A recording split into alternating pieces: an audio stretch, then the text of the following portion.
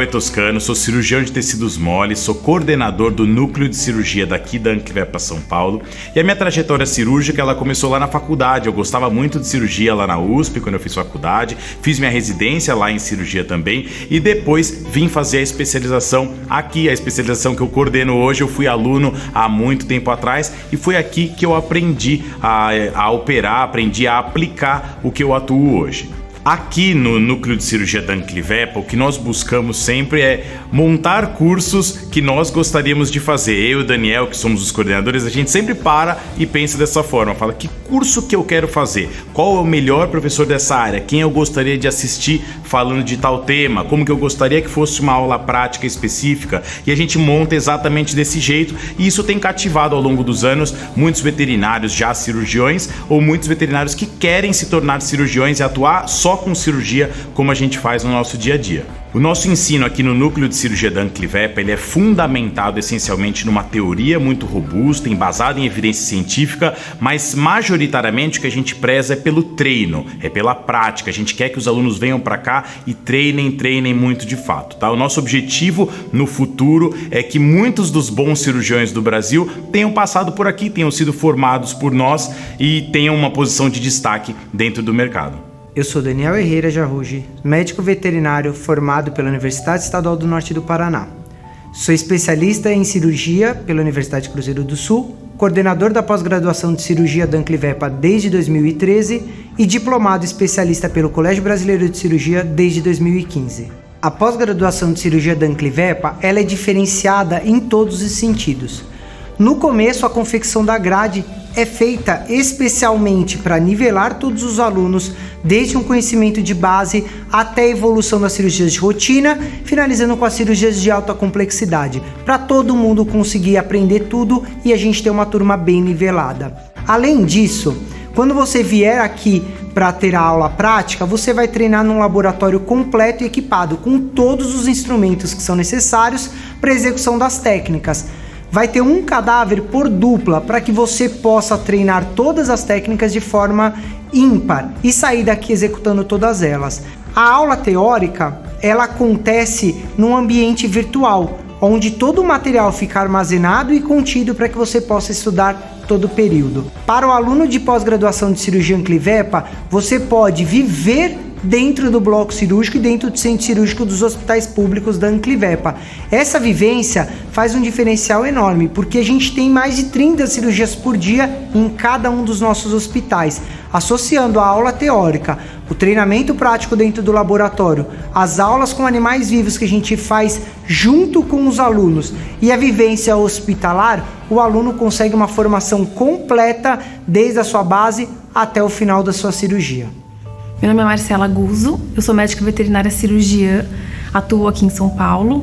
Atualmente sou instrutora dos cursos de pós-graduação em cirurgia e do curso Master em Cirurgia aqui da Anclivepa São Paulo. Um dos diferenciais aqui da nossa pós-graduação, que temos tantos alunos formados e atualmente 300 alunos em formação, é nossa equipe de suporte durante as aulas práticas. Então, além dos professores, das instrutoras, contamos com um grupo de monitores, que são pessoas escolhidas a dedo. Então, assim, uma equipe super capacitada para auxiliar os alunos durante as aulas práticas. Um outro diferencial que nós temos é que dispomos de uma tecnologia avançada de gravação das aulas práticas. Então, no decorrer das aulas práticas, nós gravamos a apresentação ali, a execução do professor na peça anatômica, e essa gravação vai para uma plataforma online, na qual, durante todo o decorrer do curso, o aluno consegue reassistir e estudar da sua própria casa. Meu nome é Giovana Rotter, eu sou médica veterinária, atualmente pós-graduanda do curso de cirurgia em pequenos animais aqui da Anclivepa São Paulo e atuo em Curitiba, no Paraná, na Biofix 3D.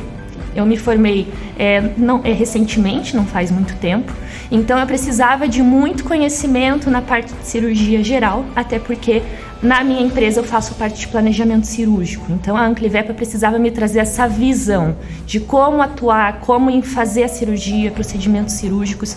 Então eu precisava de conhecimento na parte de cirurgia em tecidos moles. A Anclivepa tem uma estrutura sensacional, onde a gente pode praticar as técnicas cirúrgicas que nós aprendemos de forma online, o que para nós que trabalhamos facilita muito, e daí vir aqui para a prática de 2 em 2 meses, aprender todo esse conhecimento que a gente teve na parte teórica. Então a estrutura deles é sensacional, os monitores nos dão todos os suportes que nós precisamos durante as aulas teóricas, durante as aulas práticas, e sem falar nos professores, né, que nos trazem esse conhecimento que nós precisamos e a gente coloca em prática todo esse conhecimento deles também. Meu nome é Pedro, sou médico veterinário formado pela Universidade Metodista de São Paulo. Eu estou terminando a minha pós-graduação, sou da turma 10 da cirurgia de cães e gatos aqui da Anclivepa. O que eu não tinha antes e que eu tenho agora, graças à Anclivepa, né, essa especialização que eu estou fazendo, é que antes eu não tinha confiança em mim mesmo para poder operar, poder me responsabilizar sobre meus casos. E hoje, graças a esse curso que a Anclivepa me propôs, é eu ter essa confiança em mim mesmo, de poder exercer a minha profissão da forma como eu gosto, da forma como eu acho certo, e também a questão de abrir portas, né? Porque ter no currículo a especialização da Anclivepa em cirurgia me abriu inúmeras portas que antes eram fechadas para mim. Então hoje, graças a isso, eu pude ser contratado num hospital que eu admiro, sou o cirurgião responsável desse hospital, opero, sou responsável por esses pacientes. Porventura, né, a gente tem alguma dúvida, tenho os professores, os monitores, os instrutores que são super acessíveis para tirar qualquer dúvida, posso acompanhar eles também, que eles dão abertura para isso, então acompanhar a rotina deles para também me espelhar e ser um melhor profissional a cada dia. Por fim, gostaria de agradecer imensamente a oportunidade de poder me especializar, de poder estar numa grande instituição de ensino que é a Anclivepa, e espero poder vivenciar mais isso com outras oportunidades, outros cursos, enfim, acho que vou ficar aqui por um bom tempo ainda, me especializando e fazendo diversos cursos.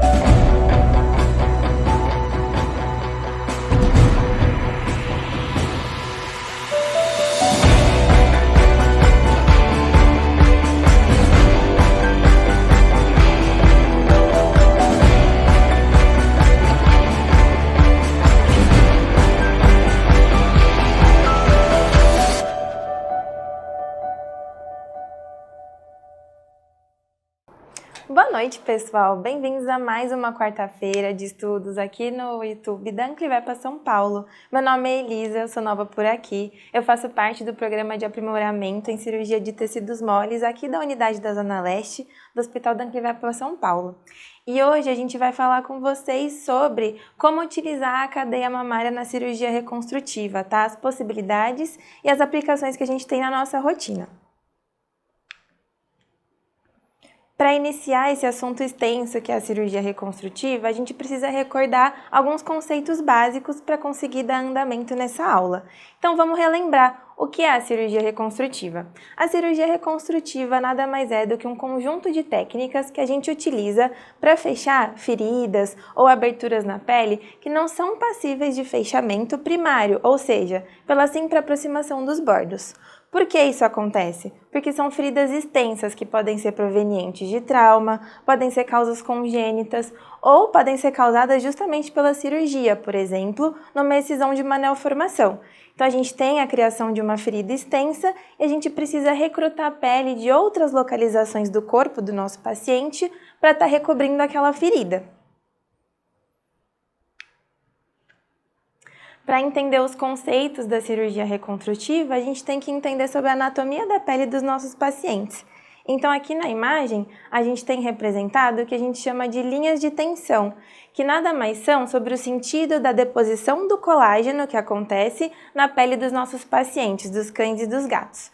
As linhas de tensão vão determinar o quão tenso vai ficar o fechamento da nossa ferida. Se a gente trabalha a favor das linhas de tensão, ou seja, se o nosso fechamento trabalha paralelo a essas linhas, a gente tem diminuição da tensão da ferida, e isso proporciona uma melhor cicatrização e mais conforto para o paciente. Se a gente trabalhar contra essas linhas de tensão, a gente provavelmente vai ter uma dificuldade no nosso transoperatório e problemáticas de pós-cirúrgico também. Compreendendo um pouco mais também sobre a anatomia e o que vai fundamentar os tipos de retalho que a gente utiliza na cirurgia reconstrutiva, a gente precisa compreender principalmente sobre a vascularização da pele dos cães e gatos. Então aqui na imagem a gente tem a representação do que a gente chama de uma artéria e veia cutânea direta, que vem proeminente lá da musculatura esquelética e vai diretamente ali na região do músculo panículo, região de hipoderme. Esse vaso, artéria e veia cutânea direta, vão se inserir ali na região da pele com grande calibre e à medida que vai se distanciando desse ponto de inserção, vai perdendo calibre e vai se dividindo em menores vasos. E aí a gente tem o plexo subdérmico, o plexo cutâneo, e são esses plexos que vão determinar o tipo de retalho que a gente vai utilizar. O local onde se insere essa artéria e veia cutânea direta se chama angiossoma. E a gente tem alguns angiossomas já descritos na literatura e a gente vai falar de um específico que é o que se localiza na cadeia mamária. Então a cirurgia reconstrutiva ela é dividida em duas grandes vertentes, os retalhos e os enxertos. E qual é a grande diferença entre essas duas vertentes? Os retalhos eles vão ser conectados entre o seu leito doador e o leito receptor. Já os enxertos não, eles não têm conexão vascular entre esses leitos. Hoje a gente vai falar sobre os retalhos, que são justamente esses tipos de padrões de cirurgia reconstrutiva que existe a conexão vascular entre os leitos. Especificamente falamos sobre os retalhos de padrão axial, que é o que vai englobar essas artérias e veias mais calibrosas, os angiossomas descritos na literatura. E não vamos falar hoje sobre o padrão subdérmico.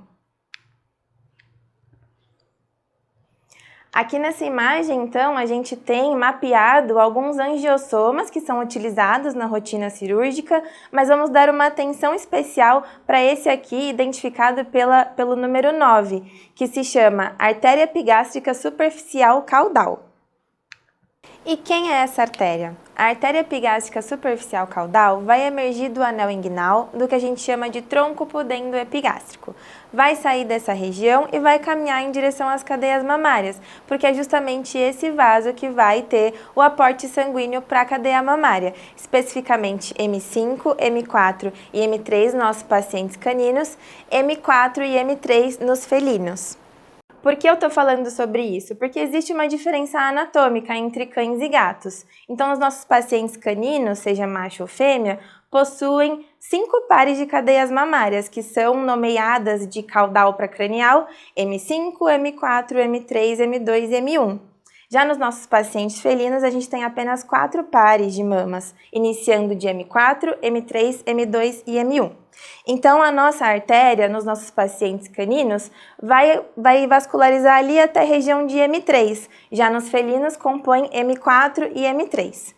Isso também é um ponto que chama a atenção sobre o quão a gente consegue abordar dessas mamas para utilizar no nosso retalho. Então, pensando nos pacientes caninos, a gente pode, nas fêmeas, utilizar até M1 se a gente quiser em um único retalho. Nas felinas, também, M4 até M1. Pensando nos pacientes machos, seja no cão ou no gato, a gente não aborda nem M1 e nem M2 no mesmo retalho. Por quê? Vamos pensar sobre a fisiologia desses animais. A cadela e a felina, elas possuem ação hormonal. O parênquima mamário é mais desenvolvido. Logo, o vaso também é mais calibroso. Nos pacientes, seja o felino macho ou o cão macho, esse parênquima mamário não vai ter ação hormonal, logo o vaso é menos calibroso, permitindo que a gente utilize menos extensão de retalho.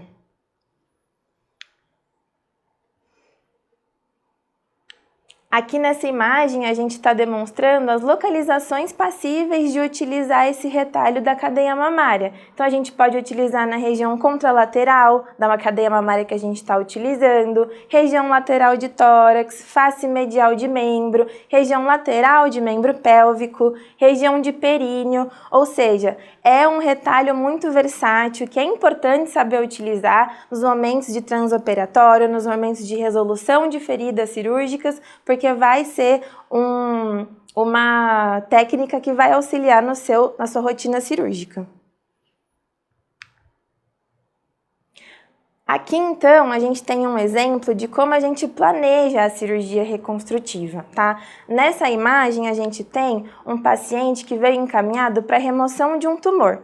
Então, de acordo com o tipo de tumor, foi estabelecida a margem cirúrgica e a gente parte do princípio de demarcar o quão a gente vai remover de pele desse paciente. Então, a gente determina quão extensa vai ser a ferida cirúrgica, para aí sim a gente conseguir determinar o tamanho do nosso retalho, o que dita é a ferida. Aqui então a gente tem a mensuração, tá? A largura do nosso retalho vai ser justamente a largura da nossa ferida. Então nós mensuramos essa distância e essa mesma distância a gente programa para ser a distância lateral do nosso retalho. Da mesma forma que a extensão desse retalho. Só que há uma diferença. Quando eu vou calcular o comprimento do meu retalho, eu preciso calcular o ponto mais distante da minha ferida até o ponto de partida do meu angiossoma. Perceba, eu não me limito ao ponto final da ferida. Eu caminho esse tamanho até o ponto do angiossoma. E aí sim eu calculo a extensão do meu retalho. Da mesma forma, aqui nesse outro tumor, foi identificado ali as margens cirúrgicas, foi desenhado no paciente o tamanho da ferida cirúrgica e a partir daí foi realizadas as mensurações, como descrito anteriormente, tanto da largura, então o tamanho da largura da ferida é o tamanho da largura do meu retalho, e a extensão dessa ferida é a extensão que eu vou caminhar em região cranial, a cadeia mamária do meu retalho. Relembrando, nas fêmeas podemos utilizar até M1, nos machos não englobamos M2 e M1 no mesmo retalho. E aí a gente tem alguns materiais que vão ser grandes aliados no nosso planejamento cirúrgico, tá? A gente tem um material que chama paquímetro, que vai dar aí a mensuração mais precisa em relação a centímetros para estabelecer margem cirúrgica e para determinar com mais precisão o tamanho do nosso retalho. A gente também tem uma grande aliada não só na cirurgia reconstrutiva, mas nas cirurgias no geral, que é a caneta dermográfica.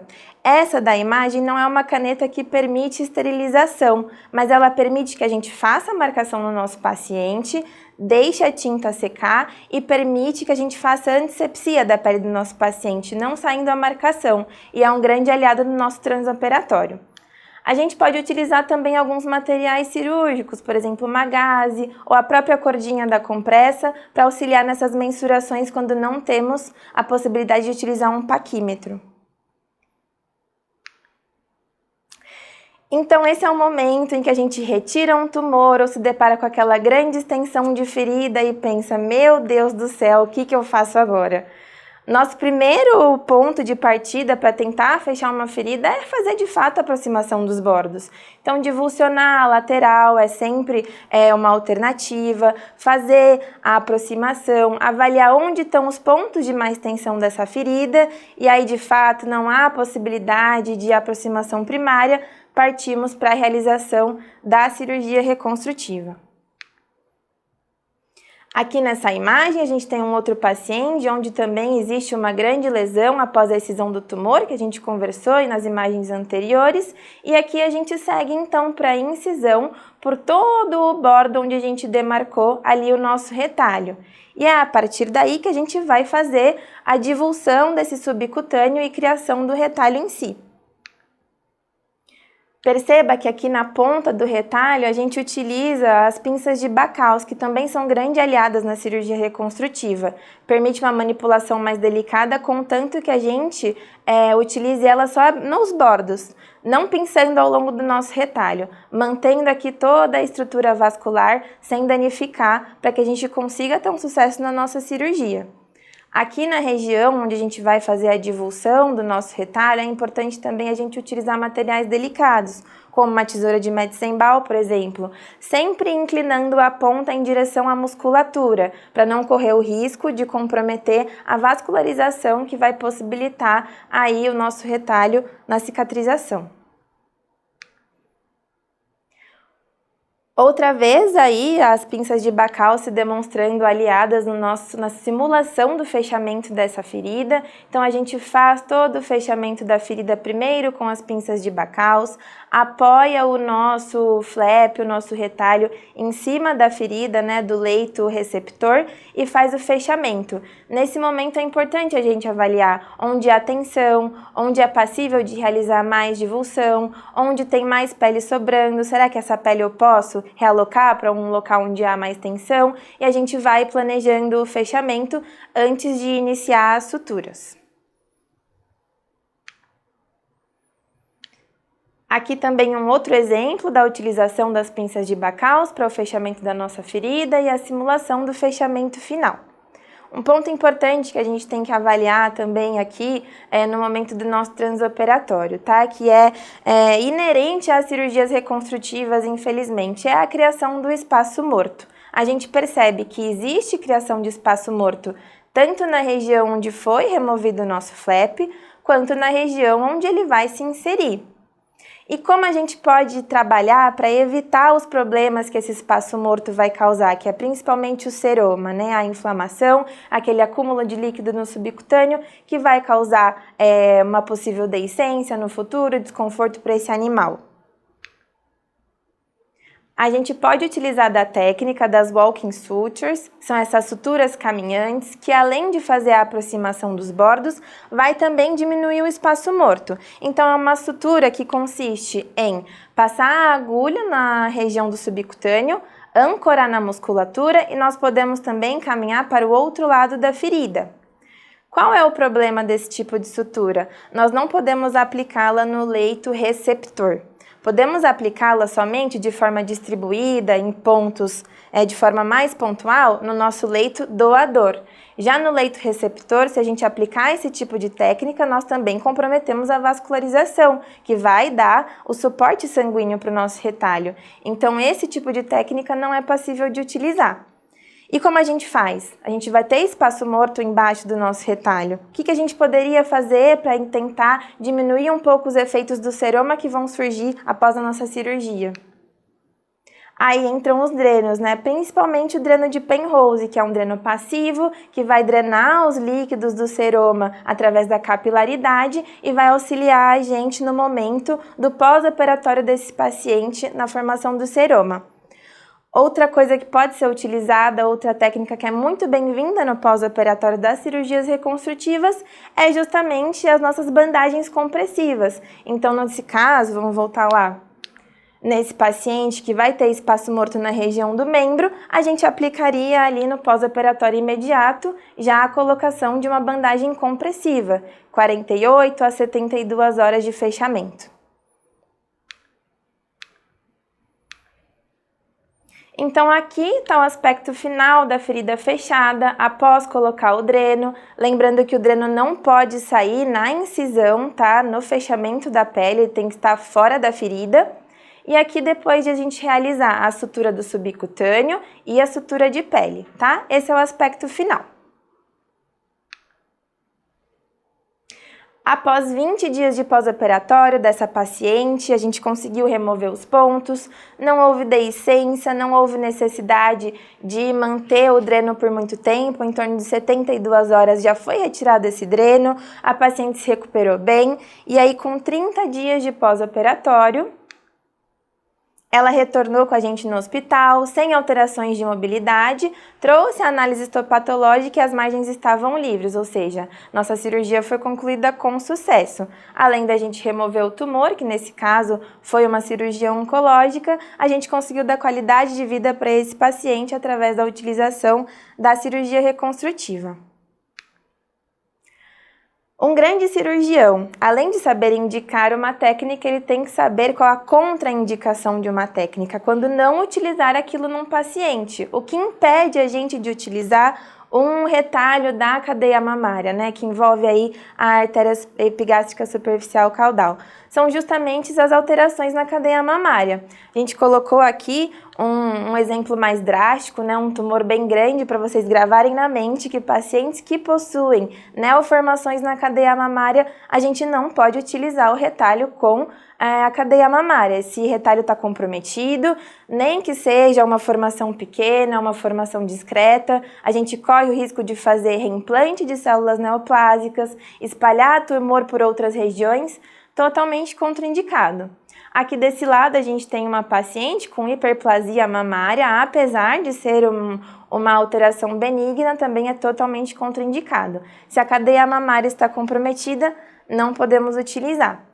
Também devemos pensar que nas nossas pacientes fêmeas a indicação é que elas sejam castradas ou, se não forem, que a gente castre no momento do transoperatório, tá? Bom, pessoal, como vocês puderam ver, a cirurgia reconstrutiva é um assunto muito extenso. A gente abordou uma parte sobre o que é todo esse mundo da cirurgia reconstrutiva. E se você quiser saber mais, quiser se aprofundar, não só nesse assunto, mas em tantos outros, a gente tem a especialização de cirurgia de cães e gatos aqui na Anclivepa São Paulo, que está para iniciar em fevereiro. Eu digo por experiência própria, esse curso faz toda a diferença na nossa carreira, abre portas, instiga a gente a estudar cada vez mais, e a vivência aqui na Anclivepa é uma experiência totalmente diferenciada. Os professores, os colegas que você vai fazer nesses 2 anos de curso, é uma experiência que todo mundo que gosta de cirurgia precisa passar. Então, se você quer saber mais informações, é só apontar a câmera para o QR Code, que o time dos consultores vai estar à disposição para tirar todas as suas dúvidas, e a gente te espera aqui no hospital, nos cursos, para vivenciar tudo isso que a gente gosta, que é a cirurgia.